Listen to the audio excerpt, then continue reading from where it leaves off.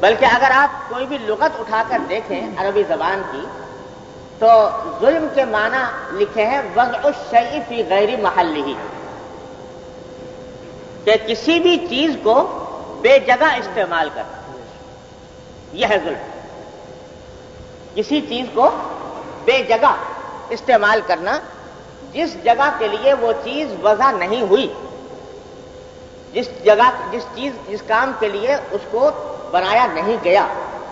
اس میں اس کو استعمال کرنا، یہ ہے ظلم۔ لغوی معنی ہے، یہ لغت کے اندر لکھے ہوئے ہیں۔ مثلا کوئی شخص ایک جانور کو کسی ایسے کام میں استعمال کرتا ہے جس کے لیے وہ پیدا نہیں ہوا، تو یہ بھی ظلم ہے، یہ بھی ظلم ہے۔ صحیح بخاری میں حدیث آتی ہے کہ ایک مرتبہ نبی کریم سرور دو عالم صلی اللہ علیہ وسلم نے ارشاد فرمایا، صحابہ کرام کی محفل تھی، تو اس میں حضرت صلی اللہ علیہ وسلم نے ذکر فرمایا کہ پچھلی امتوں میں ایک شخص تھا، اس کے پاس ایک گائے تھی، تو اس نے وہ گائے اس کام کے لیے تھی کہ اس سے ہل چلاتا یا اس سے دودھ استعمال کرتا اس کا۔ تو ایک دن اس نے کیا کیا کہ اس گائے کو سواری بنا کر اور اس کے اوپر بیٹھ گیا، جیسے گھوڑے پر بیٹھتے ہیں اس طرح بیٹھ کر اس کے اوپر سواری شروع کر دی۔ تو جب وہ اس کے اوپر بیٹھا تو گائے نے کہا کہ ما خلقت لہذا، میں تو اس کام کے لیے پیدا نہیں کی گئی، جس کام کے لیے تم مجھے استعمال کر رہے ہو اس کام کے لیے میں پیدا نہیں کی گئی، گائے نے کہا۔ صحابہ کرام ساتھ جو موجود تھے ان کے چہروں پر تعجب کے آثار ظاہر ہوئے کہ گائے کیسے بولی، گائے کے تو زبان نہیں ہوتی، وہ بول نہیں سکتی، اپنی بات کہہ نہیں سکتی، اس نے کیسے کہہ دیا کہ مجھے اس کام کے لیے پیدا نہیں کیا گیا؟ تو تعجب کے حیرت کے آثار ظاہر ہوئے۔ تو سرکار دو عالم صلی اللہ علیہ وسلم نے محسوس فرمایا کہ صحابہ کرام کو کچھ حیرت ہو رہی ہے کہ گائے کیسی بولی۔ تو آپ نے فرمایا کہ تمہیں اس بات پر حیرت ہو رہی ہے کہ گائے نے کیسے بات کی، لیکن میں اس کی تصدیق کرتا ہوں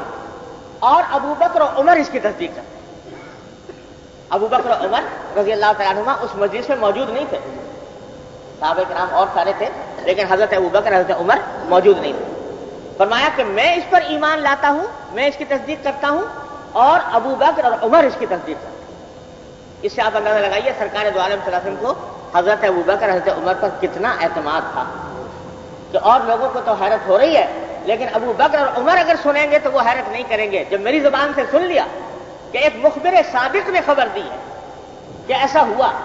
تو پھر ان کے دل میں کوئی وسوسہ، کوئی شک، کوئی شبہ پیدا نہیں ہوگا۔ اللہ تعالیٰ نے ان کو ایمان کا وہ مقام عطا فرمایا۔ تو میں تصدیق کرتا ہوں، ابو بکر اور عمر تصدیق کرتا ہوں۔ اسی واسطے امام بخاری رحمۃ اللہ علیہ اس حدیث کو لے کر آئے ہیں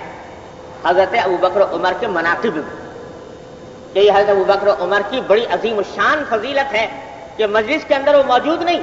اور نبی کریم صلی اللہ علیہ وسلم ان کے بارے میں اس بھروسے کے ساتھ فرما رہے ہیں کہ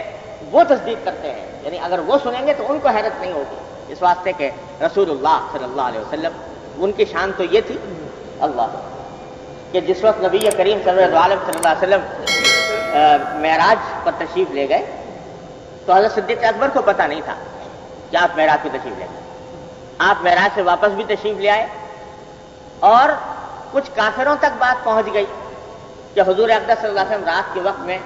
یہاں سے سفر، وہ یہ فرما رہے ہیں کہ میں رات کے وقت میں سفر کر کے گیا بیت المقدس اور بیت المقدس سے ساتوں آسمانوں تک، تو